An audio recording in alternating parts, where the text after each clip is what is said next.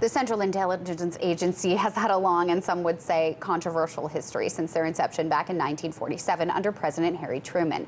That despite all the known and unknown wins perpetrated by agents over the years in the name of collecting information, it's the other side of the agency's history that's caused the most controversy and conspiracy. American journalist and author Douglas Valentine has navigated the dark side through unprecedented access to the files and secret history of the CIA.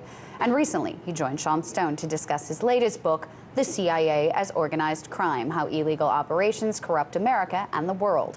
Sean first asked Valentine just what was the controversial Phoenix program of the Vietnam War era, and what exactly was the agency trying to achieve with it.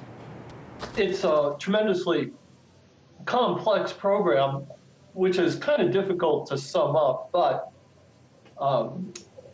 it was the result of a realization that the United States could not win the Vietnam War militarily. The CIA realized that it had to destroy what was known as the shadow government, the civilian infrastructure that was governing the insurgency in South Vietnam. And to that end, in the summer of 1967, the CIA created the Phoenix program, which brought together in a single office all the disparate police, intelligence, and military organizations that were operating in South Vietnam, and focused them on destroying this civilian apparatus, which was known as the Viet Cong infrastructure. These were the civilians who were providing political leadership to the insurgency. They were performing all sorts of administrative functions, but they were not armed guerrillas. They were not North Vietnamese soldiers. During congressional investigations into Phoenix, one senator, in drawing an analogy, said, so if the United States had had a Phoenix program during the Civil War, it would have been assassinating people like the mayor of Macon, Georgia. And that's sort of, that's what the Phoenix program was set up to do. And that's why it was a CIA program, is because it was targeting civilians, not soldiers.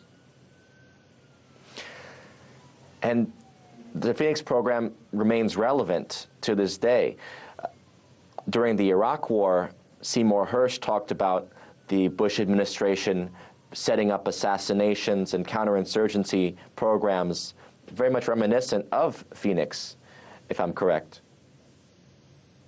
Absolutely, and even more recently, the person who created Blackwater, the mercenary organization, a guy named Prince, proposed to Donald Trump that worldwide Phoenix program be revived and targeted against ISIS and its financial backers.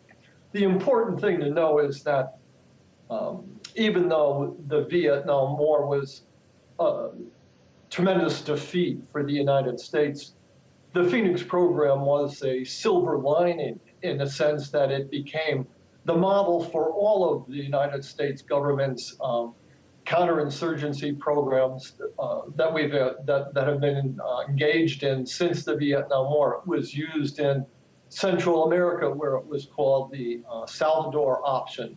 The same people that had managed the Phoenix program in South Vietnam, within a few years were in Central America doing the same thing in Nicaragua and El Salvador and a number of other countries. And over the last 40 years, the methodology and the mechanism has been perfected and become the model for not only the way the United States government fights the war on terror, but the Phoenix program is also the model for the Department of Homeland Security and the way the United States government has set up its Homeland Security apparatus in the United States. Yes, and precisely, you wrote a few chapters on that in your most recent book, The CIA as a Criminal Enterprise. or criminal organization.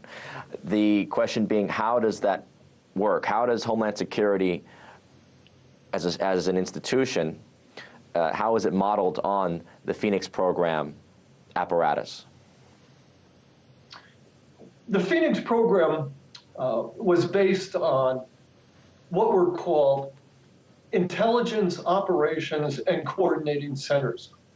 There was a Phoenix directorate in Saigon, but there were also offices, Phoenix offices, in every province and district in South Vietnam. There were 44 provinces, which were like states, and there were 244 districts, which were like counties.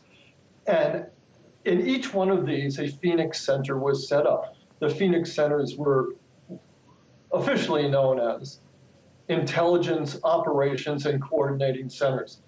These IOCs became the model for the Department of Homeland Security's fusion centers. One of each is set up in each state in the United States. And these fusion centers, which are the center of the Department of Homeland Security, perform the same function. They bring together every law enforcement, intelligence, and paramilitary police organization that investigates threats of terrorism or any kind of dissent within a particular state that might rise to the level of being considered a threat. People like anybody who's in an environmental activist group, or people who form militias. All these people have their names are entered into a computer system, and their activities are surveilled and recorded, and they're monitored in case at some point either the FBI or any of the agencies that contribute to the Department of Homeland Security want to bring some sort of action against them. So that's exactly how Phoenix became the model for Department of Homeland Security.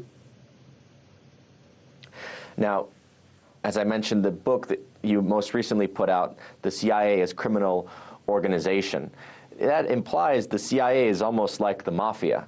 And your book goes into detail about CIA relationships with drug traffickers, drug cartels, and also the relationship of the CIA with the military-industrial complex and essentially the establishment of power in America. So tell us, what do you feel is the most indicative of CIA's crimes?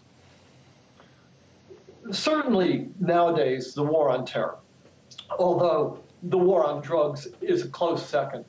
The CIA, to understand the CIA, you have to understand that it advances the unstated policies of the United States in secret. It advances the policies that if the public knew about them, they would object. But the government considers these unstated policies necessary for a number of reasons. For example, official United States policy is that the United States objects to terrorism in every form and is never a perpetrator of terrorism, but is always a victim of terrorism. That's the stated policy. In truth, the CIA arms terrorist groups around the world. It pays people to engage in terrorism, as we know to be a fact, as recently revealed. The CIA has been supporting a number of terrorist groups in Syria. It's nothing new, but this is the function that the CIA serves. It advances the unstated policies. In the same way,